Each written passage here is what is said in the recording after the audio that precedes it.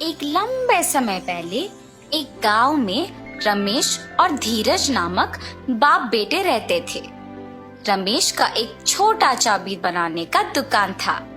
धीरज भी छोटी उम्र से अपने पिताजी के साथ रह के चाबी बनाना सीख के उनके साथ बनाता था। एक दिन धीरज और उनके पिताजी अपने दुकान में काम कर रहे थे जब एक आदमी आता है। मेरे घर का चाबी खो गया, मेरे साथ आके ताला खोलोगे? धीरज, बेटा तुम यहीं रह के दुकान को संभालो, मैं जाके घर का ताला खोल के आता हूँ। ऐसे कहकर उस आदमी के साथ जाता है। बहुत दूर चलने के बाद, यही मेरा घर है, ताला खोलिए। उसी गांव में पले पड़ने के कारण रमेश को उस गांव में रहने वाले सारों के घर अच्छे से पता था। उस आदमी के दिखाए हुए घर रमेश के पहचान के वालों का होने पर वो सोच में पड़ जाता है। बाबू, जो चाबियां मेरे पास अभी है उनसे इस ताला को खोल नहीं पाऊंगा। दूसरे चाबियों का गुच्छा घर के पास है, जाके ले आते हैं। ऐसे कहकर उस आदमी को जमींदार के पास लेके जाता है।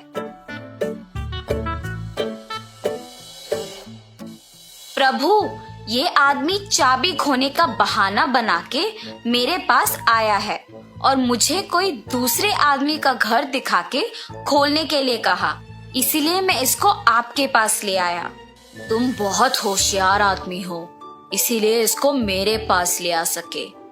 ऐसे जमींदार रमेश की तारीफ करता है और रमेश अपना दुकान वापस चला जाता है।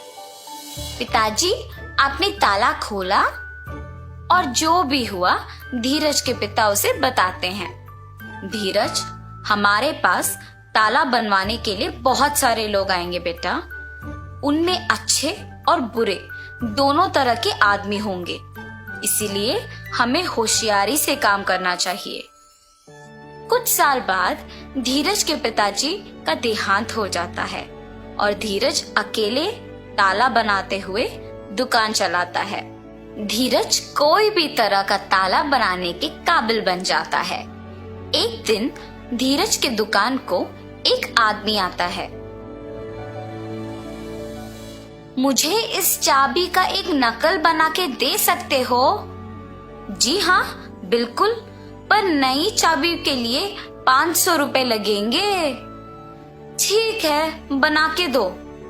और धीरज वो नकली चाबी बना के देता है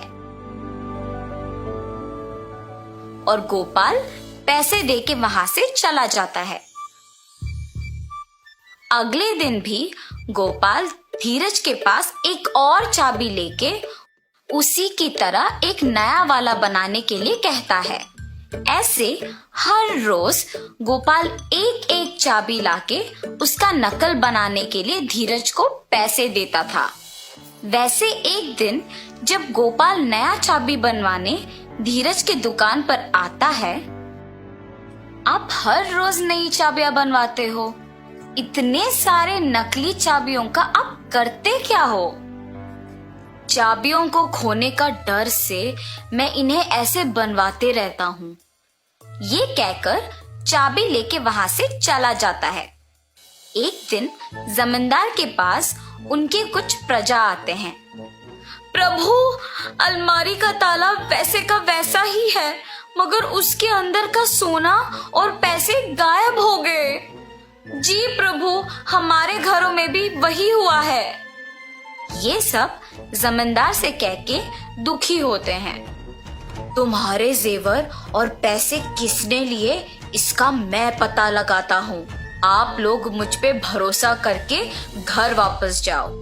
जमींदार के बातों का यकीन मानकर प्रजा वापस घर जाती है।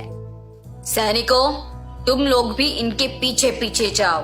थोड़े दिन इन सब पे नजर रखो, किसी दिन तो वो चोर पकड़ा जाएगा। जी प्रभु।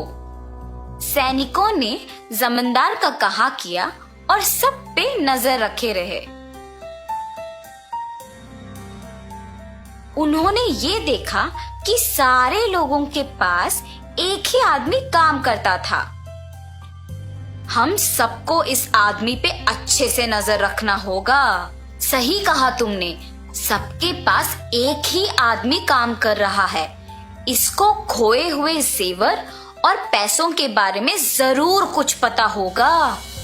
एक दिन ऐसे ही वो आदमी एक और नकली चाबी बनवाने धीरज के दुकान को जाता है और उसके पीछे ही जमींदार के सैनिक भी जाते हैं। इसका नकली चाबी बना के दोगे? ठीक है, थोड़ी देर इंतजार कीजिए, बना के देता हूँ। धीरज चाबी को बनाते हुए सोच में पड़ जाता है।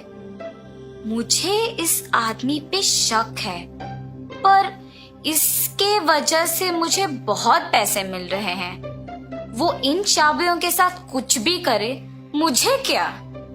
और नकली चाबी बना के उसे देता है। गोपाल उसे पैसे देकर वहां से चला जाता है। सैनिक भी गोपाल का पीछा करते हैं और उस पे नजर रखते हैं। जब आसपास कोई नहीं होता है तो गोपाल असली चाबी को उसकी जगह पे रख के नकली चाबी से तिजोरी खोल के उसमें से सब कुछ चोरी कर लेता है। और ये देखते ही सैनिक उसे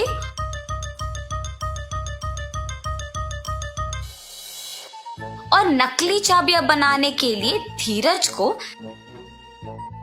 जमींदार के पास ले जाते हैं। धीरज, क्या तुमने गोपाल के लिए नकली चाबियां बनाई? जी प्रभु, मैंने गोपाल के लिए बहुत सारी नकली चाबियां बनाई।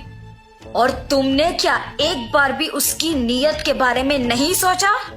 मुझे माफ कर दीजिए प्रभु, मैंने सिर्फ पैसों के बारे में सोचा है। पैसों की आशा में मैंने गोपाल पे आए हुए शक को भी नजरअंदाज कर दिया। अगर मैं तभी जमींदार को ये बात बता दिया होता तो अब मुझे ये स्थिति नहीं आती। ऐसे सोचकर दुखी होता है। गोपाल, जिस घर में काम करते हो उसी घर में चोरी करने पर शर्म नहीं आई? मुझे माफ कर दीजिए प्रभु, मुझे मेरी गलती का एहसास हुआ है।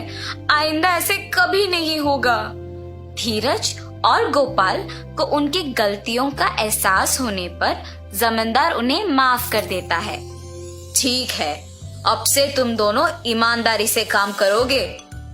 जी प्रभु, अब से मैं पैसों की आशा के लिए गलत रास्ता नहीं पकड़ूंगा और अपना काम इज्जत से करूंगा।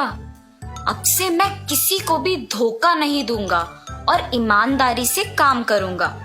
ऐसे धीरज और गोपाल अपने अपने काम इज्जत और ईमानदारी से करते हुए खुश रहते हैं। तो इस कहानी का नैतिक क्या है बच्चों?